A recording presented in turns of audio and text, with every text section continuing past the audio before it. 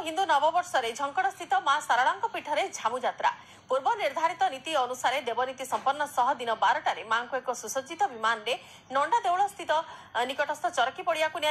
Mean Sankranti ठारू गाँ गाँ बुली मां महिमा प्रचार करुवा घट सेवक मैंने व्रत शेष कर मां आगे निआरे चली अग्नि परीक्षा देवे। सकाल सकाल हजार हजार संख्यार भक्तों भिड़ एथपाई परिलक्षित होती। भक्तों भिड़ को दृष्टि रखी जिला प्रशासन और मंदिर प्रशासन पक्षर सुरक्षा व्यवस्था व्यापक कर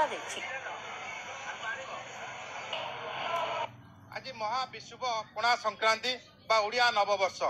आज मां सारला पीठ में पालन करा जाउची झामु यात्रा। अरे झामु यात्रा देखा आज पखापाखि 50,000 ऊर्ध्व लोक मां को दर्शन कर बहुत दूर दूरांत भक्त मैंने आसी श्रद्धा मैंने आसी मां को दर्शन कर। आज सकाळु मां को नीतिकांति सरीबा परे समस्त कार्य सरीबा परे मां को दर्शन कर। आम सागर किसी सेवायत अच्छा सीधा सड़क आम कथा न्यूज 18 पक्ष आपको स्वागत किभली भाव आज मां कार्यक्रम करा श्रद्धा भक्त मान सुविधा प्रातः 4टार पहुड़ खोल श्रद्धा भक्त मान सुओ छुटुची समस्ते आनंदर सहित दर्शन कर मां आशीर्वाद भिक्षा कर विदाय नौकरी। आज मंदिर प्रशासनिक अधिकारी आमर जो अच्छा सर्वजन परिचा केवल ए मंदिर नुहे गोरखनाथ मंदिर परिचा प्रशासनिक मुख्य भाव से दायित्व नहीं। आज विशेष भाव में आज महाविश्व संक्रांति झामु यात्रा एवं विशेषकर आज हूँ नवरात्र पंचम दिवस जो चैत्र मधुपार्पण बासंती पूजार आज पंचम दिवस पदार्पण कर। आज हनुमान जी जयंती एवं ये अपूर्व संयोग स्थल में आज झामु यात्रा टिके सामान्य विलंबित हो कारण आमर मध्याह्न जो धूप रही प्रथम धूप पर बड़सिंहार बसब और षोडशोपचार पूजा हो तापर मां चलती प्रतिमा एक मणिम सुसज्जित विमान आरोहण कर प्राचीन पीठस्थली लंडा देउल पीठ को यात्रा करेंगे। जो 10 घट नृत्य करुँचे खाली पादरे निआरे चली चलिक देवी शक्ति अलौकिक महामहिमा लीला को प्रदर्शन करेंगे। से स्थान फेरला पुनश्च मां अन्य नीतिकांति चलो एवं प्रशासन तरफ श्रृंखलित दर्शन पर व्यापक व्यवस्था ग्रहण कर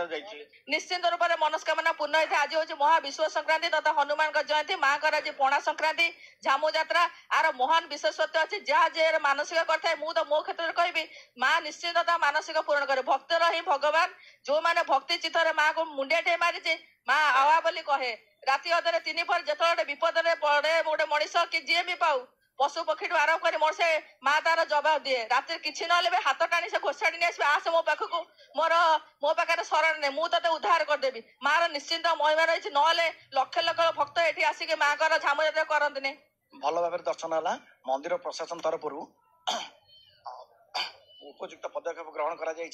तेणु कौन विशृंखला हबार ना मु छोट बड़ू ये सब दर्शन करे माँ को सुरक्षा व्यवस्था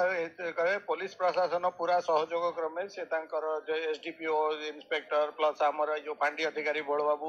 एम सब लगी छड़ा प्लाटून फोर्स भी चारिपटे नियुक्ति होती समस्त सुरक्षा पुलिस सहयोग दौची। छोट बड़ू मंदिर के आसी नी मंदिर देखी मत एत खुशी लगुच एत शांति लगुच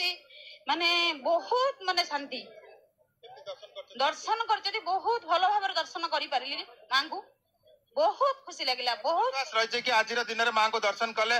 पुण्य प्राप्ति मिलता है और जहाँ मनस्कामना थाए पूर्ण होता है। आगे निश्चय मो मनस्कामना ठाकुर को मो मां को डाकिकी जाइए मो मनस्कामना पूर्ण है फिर मां को पाखक आसा चेष्टा कर एटा ओडिया नववर्ष से वर्ष आरंभ को मां को दर्शन कर मो वर्षटा केमती शुभमय हम बहुत श्रृंखलित भाव दर्शन करपटे जो बाड़ जो